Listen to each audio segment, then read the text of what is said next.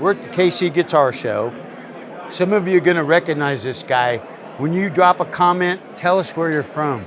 Steve Hodgdon brought this guitar. For those of you that in the Midwest, Chessman Square. That was a cool group way back in the day, man, Chessman Square. And you played for them for like 10 years. 64 to 74. Wow, okay. Until disco. And now, tell us about this pre-disco Hofner guitar. I had bought probably a dozen Hofner Beetle basses over the years, early years. I always bought 2 or 3 to sell to my friends so I could pay for mine. Bought them from Manny's in New York, shipping them to Kansas City. But I was tired of the Hofner because I kept breaking them, sometimes over my brother's head, sometimes over the guys asking for soul.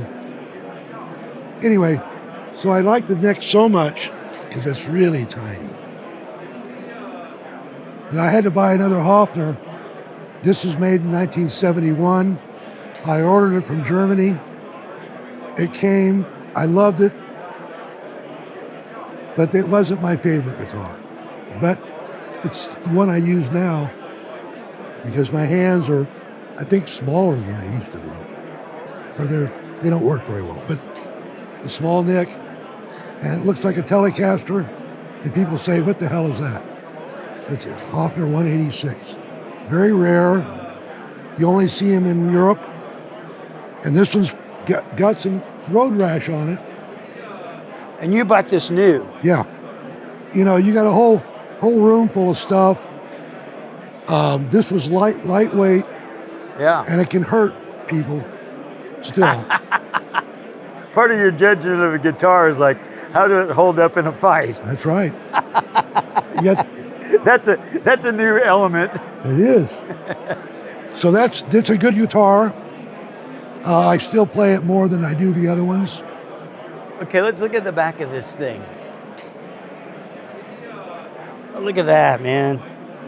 That looks like the way that the finish cracks, it makes it look like marble.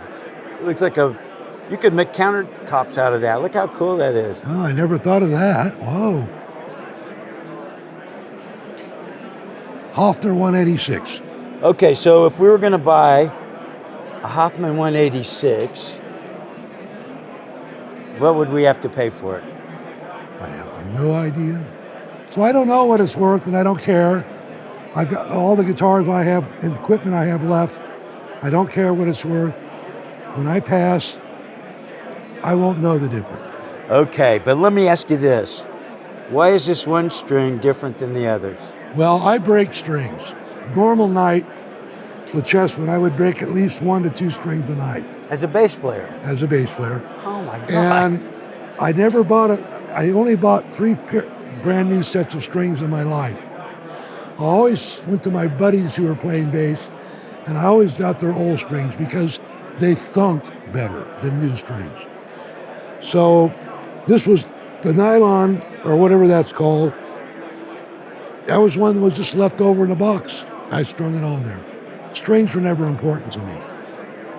I was a performer, not really a player.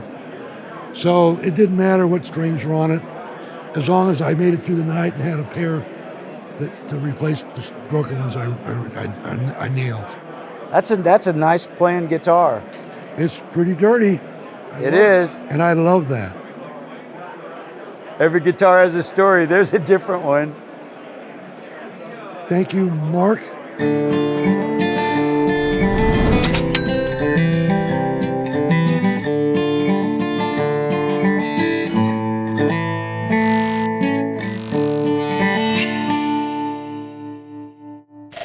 When you touch that string, it just now stopped vibrating. That's a great guitar, man. Really? I never thought of that. Yeah, part of like how good is a guitar? Just like pluck a string, how long does the vibration last? That's still going, man. That's rich. That's cool.